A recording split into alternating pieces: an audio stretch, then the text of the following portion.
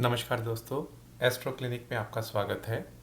आज हम लोग बात करेंगे धनु लगन, धनु राशि यानी सेजिटेरियस असेंडेंट के बारे में। दोस्तों, अगर आपकी जन्म कुंडली के पहले ही घर में 9 नंबर लिखा हुआ है, इसका मतलब आपका धनु लगन है। और अगर आपकी जन्म कुंडली में चंद्रमा 9 नंबर राशि में मौजूद है, इसका मतलब आपकी धनु राशि है। और मान लीजिए अगर आपकी जन्म कुंडली के पहले घर में 9 नंबर लिखा हुआ है और चंद्रमा भी यहीं मौजूद है, इसका मतलब आपका धनु लगन और धनु राशि दोनों है। यानी आज मैं जो भी बातें बताऊंगा उसमें और बल आ जाएगा। दोस्तों, इस लगन या राशि के जो मालिक होते हैं वो होते हैं देवगुरु बृहस्पति। और गुरु मतलब ज्ञान। तो कुछ ऐसे गुण इनके अंदर स्वाभाविक ही तौर पे होते हैं। इस लगन या राशि का जो प्रतीक चिन्ह है वो है एक लड़का जिसके हाथ में धनुष पकड़ा हुआ है और उसके कमर के ऊपर का हिस्सा जो है वो मनुष्य का है और नीचा घोड़े के समान है। इस लगन या राशि का जो स्थान होता है वो होता है राज दरबार, या जहाँ पे घोड़े रखे जाते हैं, यानी अशवशाला होती है। दोस्तों, स्वभाव से धनु राशि के जातक जो होते हैं ये आक्रामक स्वभाव के होते हैं, यानी किसी भी परिस्थिति में पहला आक्रमण यही करते हैं। और कभी कभार ये लोग बिना जांचे या परखे भी आक्रामक हो जाते हैं, इसीलिए कभी कभार उनको हार का सामना भी करना पड़ता है। अगर मान लीजिए कहीं बहस की या वाद विवाद की स्थिति भी पड़ती है तो ये लोग थोड़े ज़्यादा उत्तेजित हो जाते हैं। लेकिन ये जातक विद्वान भी होते हैं, यानी अगर झगड़ा भी करेंगे तो इनको ज्ञान भी होता है। दोस्तों, ये लोग अगर इनके मित्र वगैरह होते हैं तो उनको ये लोग उचित सलाह या मशवरा भी देते हैं, क्योंकि इनके अंदर खुद ही ज्ञान बहुत होता है। ये इसलिए अच्छे सलाहकार के रूप में माने जाते हैं। ये कभी भी हार नहीं मानते और ये राशि के जातक सर्वगुण संपन्न होते हैं। इन जनरल ये दूसरों का भला चाहते हैं और वो भी निस्वार्थ भावना से, यानी अपना स्वार्थ ना हो तब भी दूसरों की हेल्प करने की या भला करने की कोशिश करते हैं। कभी कभार इनको थोड़ा सा भ्रम भी मन में रह जाता है, लेकिन अगर किसी भी परिस्थिति में इनको भ्रम हो तब भी ये पीछे मुड़कर देखते नहीं हैं। दोस्तों, ये कभी भी अगर कोई कार्य शुभ होता है या नहीं होता, ये मतलब यानी ये नफ़ा या नुकसान के बारे में नहीं सोचते, ना ही ये लोग निराश होते हैं। और इनका एक खास गुण होता है कोई भी काम को खुद स्टार्ट करना, यानी लीडरशिप क्वालिटी जो होती है। दोस्तों, कई लोग होते हैं हज़ार की गिनती में, कोई एक ही ऐसा होता है जो पहला कदम उठाता है। तो इन लोगों के अंदर ये लीडरशिप क्वालिटी होती है और इसलिए सफलता की सीढ़ियाँ चढ़ना इनका एक प्राकृतिक स्वभाव भी होता है। वहीं दोस्तों, ये लोग खुददार किस्म के होते हैं और थोड़ा थोड़ा कर कर आगे चल के सक्सेसफुल हो जाएं, यानी स्टेप बाय स्टेप सक्सेसफुल होना भी इनकी एक खासियत है। अगर कोई कठिनाइयाँ भी हों या मान लीजिए किसी काम में ये चल रहे हैं उसमें कठिनाइयाँ भी फेस करनी हो तो वो भी ये लोग कर लेते हैं। इनके अंदर ज्ञानी होना, दानी होना एवं धनी यानी पैसा होना, और इसलिए ये लोग सोसाइटी में काफ़ी मान सम्मान भी प्राप्त करते हैं। जैसा मैंने अभी बताया, दानी होना, क्योंकि ये गुरु का ही लगन या राशि है। और गुरु यानी ज्ञान या गुरु यानी दान। तो ऐसे लोग धार्मिक कार्यों में भी बढ़ चढ़कर हिस्सा लेते हैं, चाहे वहाँ पे कुछ डोनेशन करनी हो। इनकी फैमिली लाइफ इन जनरल अच्छी रहती है। परिवार में सबसे ये मेल मिलाप अच्छा करते हैं, अपने माता पिता का बहुत ही सम्मान करते हैं, उनके आज्ञाकारी भी होते हैं। और इनके आगे चल के जो बच्चे होते हैं वो भी इनको काफ़ी सम्मान देते हैं। जैसे गुरु का सम्मान हम लोग करते हैं, तो इनके बच्चे भी अपने पिता को या माता को, माता पिता तो मानते ही हैं लेकिन उनको गुरु एंड गाइड भी मानते हैं। इनको दोस्तों नॉलेज शेयर करना बहुत पसंद होता है। ये जानते हैं कि अगर हम नॉलेज शेयर करेंगे तो और बढ़ेगी। मान लीजिए मैं ये आज लेक्चर तैयार कर रहा हूँ तो नेचुरल सी बात है, मैंने इसके लिए थोड़ी प्रेपरेशन की होगी तो वो चीज़ रिवाइज भी हो जाती है। तो ये लोग ये जानते हैं कि अगर हम नॉलेज शेयर करेंगे तो वो और बढ़ेगी। अगर आप कालपुरुष की कुंडली को सोचें, जहाँ पे पहले घर में 1 नंबर था और 12वें घर में 12वीं राशि थी, तो 12वीं राशि भी गुरु की ही पड़ती है, यानी व्यय की, खर्च की। यानी अगर हम खर्च करेंगे ज्ञान का तो वो और बढ़ेगा, तो वो चीज़ इनके अंदर होती है। अगर हम इनको देखें एजुकेशन सेक्टर में, अगर ये बिज़नेस बनाते हैं, किसी भी एडवाइजरी कैपेसिटी में जाते हैं, तो बहुत अच्छा काम करते हैं। दोस्तों, इस लगन या राशि का जो वर्ण है ये होता है क्षत्रिय, यानी साहस होना, उग्र होना या गुस्सैला होना, ये चीज़ें क्षत्रिय वर्ण होने की वजह से इनके अंदर होती हैं। बिजनेस में सीजनल टाइप बिजनेस हो या एग्रीकल्चर हो, कमीशन का काम हो, हॉर्स राइडिंग हो, या घोड़े घोड़े की जो रेस होती है उसमें पार्टिसिपेट करना हो, या उनका कोई बिजनेस हो, उसमें ये लोग अच्छा पैसा कमा सकते हैं। वैसे इनको जॉब करनी ज़्यादा पसंद होती है और ये हमेशा पैसा कमाने के लिए ललायत रहते हैं। यानी इनको होता है जॉब तो कर रहे हैं, कैसे हम कोई और साधन भी ढूंढ लें, कहीं और से भी हमारी इनकम बढ़ जाए, तो उसके लिए ये लोग थोड़ा सोचते हैं और उसमें इनका भाग्य भी साथ देता है। ये लोग डरपोक किस्म के नहीं होते। इनको टॉप एडमिनिस्ट्रेटिव पोस्ट या जज बनना, ये सब चीज़ें मिल सकती हैं क्योंकि इनकी बुद्धि बहुत तीक्ष्ण होती है। इनको दो चीज़ें याद रखनी चाहिए दोस्तों। पहला तो ये कि आक्रामक स्वभाव को कंट्रोल में रखें, स्पेशली जब टॉप पोस्ट पे चले जाएं, क्योंकि वहाँ पर एक भी गलती का मतलब होता है बहुत बड़ी गलती हो जाना, और ऐसी गलती माफ़ नहीं की जाती होती, क्योंकि आप होते ही उस पोस्ट पे हैं कि आपके एक डिसीजन से बहुत बड़ा चेंज आ सकता है। वहीं दोस्तों, इनको क्योंकि ये सलाहकार अच्छे होते हैं, लेकिन इनको किसी को भी ज़रूरत से ज़्यादा सलाह नहीं देनी चाहिए। अगर हम इनकी हेल्थ की बात करें तो इनको कोई स्किन की प्रॉब्लम या पेट की बीमारियां हो सकती हैं। अदरवाइज देखिए, गुरु यानी बृहस्पति यानी जुपिटर, ये धरती से भी बड़ा है, धरती से भी कई गुना बड़ा है। तो इसलिए ये लोग जो होते हैं लगन या राशि के, उनकी हाइट अच्छी होना या दिखने में हेल्दी होना या आकर्षक होना, ये गुण इनमें पाए जाते हैं। जैसा मैंने कहा, जॉब इनके लिए बेटर होती है। ये पॉलिटिक्स में भी जा सकते हैं, पुलिस में, आर्मी में, डिफेंस में, एडमिनिस्ट्रेटिव में, साइंस के क्षेत्र में भी जा सकते हैं। ऐसा कोई भी क्षेत्र जिसमें मर्यादा का उल्लंघन ना करना पड़े, उसमें ये लोग बहुत सक्सेसफुल होते हैं। जैसे मान लीजिए आर्मी हो गई, पुलिस हो गई, डिफेंस हो गया। वहीं दोस्तों, ये लोग सिंगिंग में, एक्टिंग में या इवन एस्ट्रोलॉजी में भी अच्छा करियर बना सकते हैं। अब आप देखिए, देवगुरु बृहस्पति की ही राशि है, तो एस्ट्रोलॉजी में तो इंटरेस्ट होना स्वाभाविक सी बात है।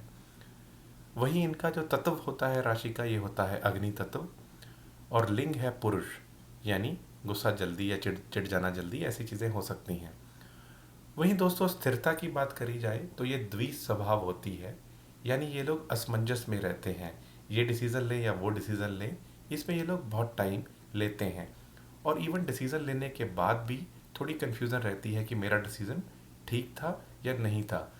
इसलिए इनको अपनी लाइफ में ऐसे मेंटोर्स को या ऐसे एडवाइज़र्स को, फ्रेंड्स बनाना चाहिए, जो इनको सही टाइम पे सही रास्ता कौन सा चुनना है, यानी इस प्रॉज एंड कॉन्स जो होते हैं कि इस रास्ते में चलोगे ये फ़ायदे हैं, ये नुकसान है, इस रास्ते में ये फ़ायदे हैं, ये नुकसान है। क्योंकि दोस्तों, कभी कभार क्या होता है कि नज़दीक के फ़ायदे से दूर का नुकसान सोचना चाहिए, और कभी कभार नज़दीक के नुकसान की बजाय दूर का फ़ायदा सोचना चाहिए। तो इनको अच्छे एडवाइज़र या अच्छे सलाहकारों की अपनी कंपनी रखनी चाहिए, और उसी के बाद ये लोग डिसाइड करें, जो बेटर रहता है। दोस्तों, अब बात कर लेते हैं इस लगन और राशि के योग कारक ग्रह कौन से होते हैं। दोस्तों, ये जानने के लिए हम एक तो कुंडली का पहला घर, पांचवा घर और नौवां घर देखेंगे।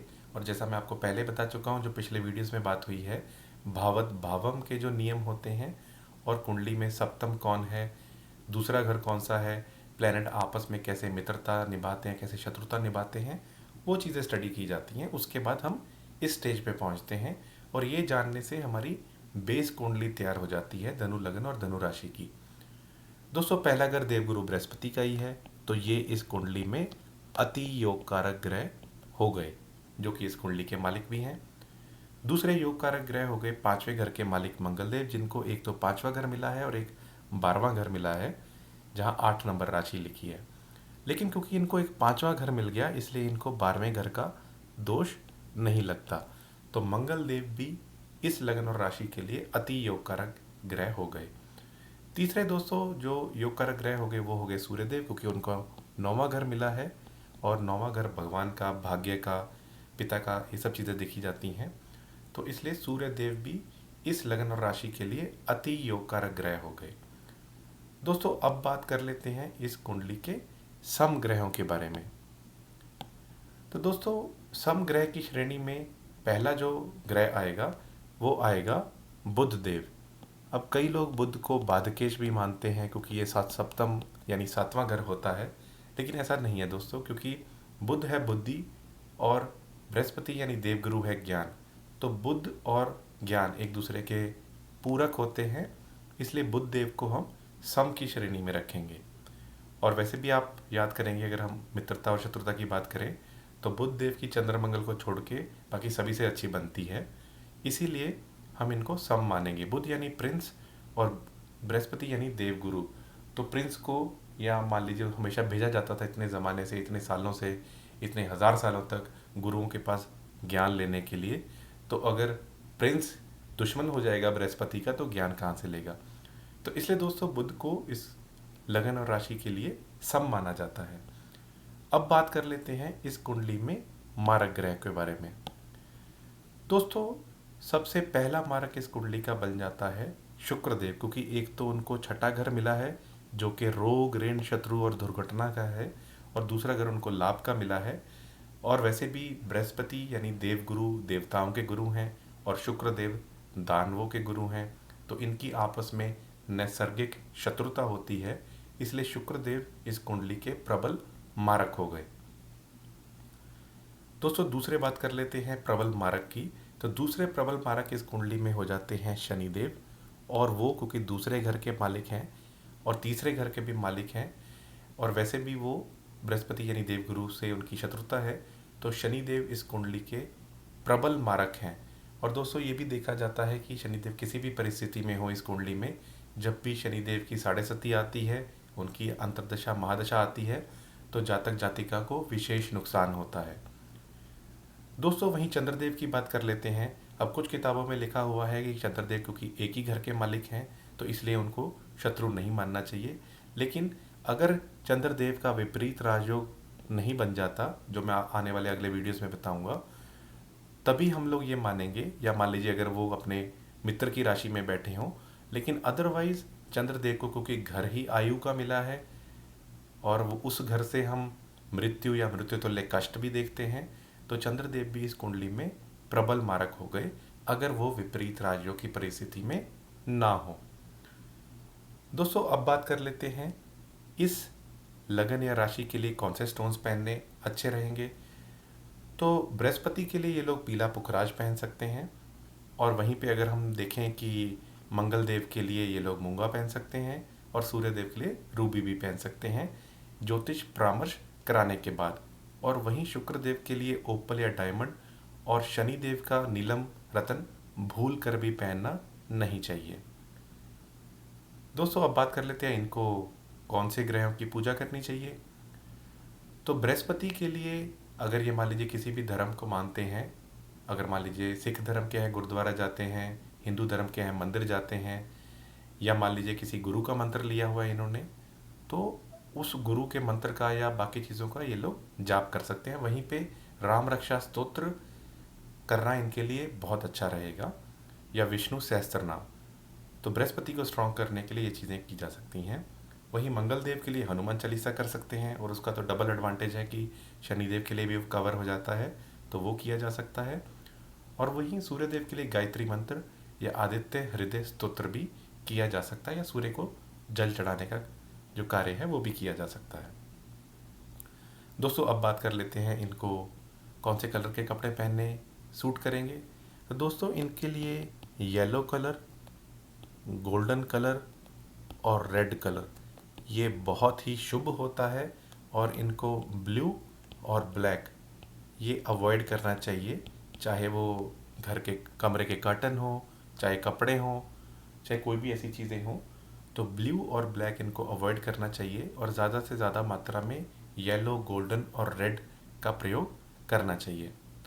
तो दोस्तों आज हमने जाना धनु लगन और धनु राशि यानी सेजिटेरियस असेंडेंट के लोगों में क्या गुण होते हैं, उनका स्वभाव कैसा होता है, उनकी स्थिरता के बारे में जाना, और हमने उनके जॉब्स क्या उनको सूट करती हैं, हेल्थ के बारे में जाना।